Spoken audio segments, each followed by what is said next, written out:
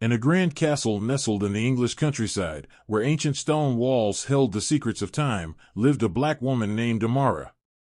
She had grown up in this castle, once a servant, but had risen above her circumstances through sheer determination and intellect.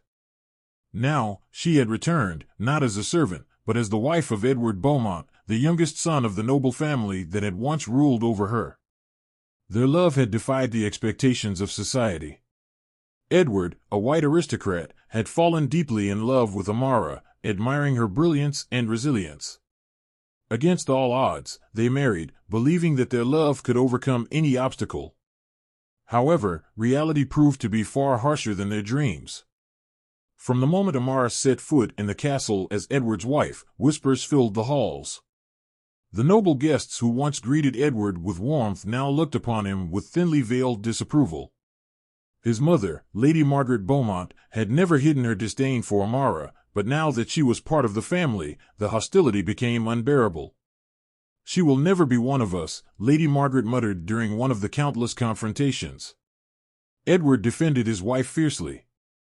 "Amara is my equal in every way," he argued, but his words did little to change the prejudice ingrained in those around them. Amara, though strong, felt the weight of the judgment.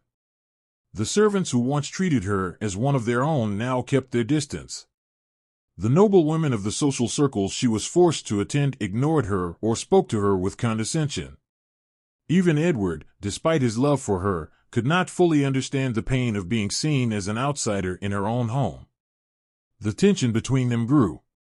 Amara felt Edward's frustration whenever he tried to defend her, as though her very existence in his world was a burden.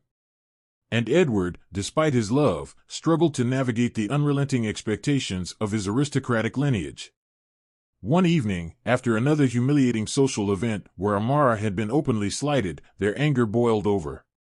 "You don't understand what it's like to be looked at like you don't belong, to feel like you will never be enough no matter what you do," Amara cried, her voice filled with years of unspoken pain. "And you don't understand what it's like to lose the respect of your own family, to feel torn between the woman I love and the world I was born into," Edward shot back, his own frustration seeping through. Silence followed, heavy and suffocating. The days that followed were cold and distant. Yet, in that silence, they both realized something. Love alone was not enough to break the chains of prejudice, but love could be the foundation upon which they built something stronger. Edward began to listen more, not just to Amara's pain, but to the reality of what she faced. And Amara, in turn, recognized Edward's struggle, acknowledging that change was not instant, but required time and perseverance. Together, they made a choice, not to succumb to the forces trying to tear them apart, but to fight them. Edward openly challenged his family's prejudices, making it clear that he would not bend to their expectations. Amara, with her unwavering strength, sought allies beyond the aristocracy, forming connections with intellectuals and activists who supported equality. It was not an easy journey. There were nights of doubt, days of anger, and moments of heartbreak. But there were also victories, small ones, at first. A conversation that changed the mind. A gesture of kindness that broke down a barrier. And eventually, a shift that could be felt, even in the cold halls of the Beaumont estate. Years later, when Amara walked through those halls once more, it was not as an outsider, nor as someone merely tolerated. She had carved her place through her intellect, her perseverance, and her undeniable worth.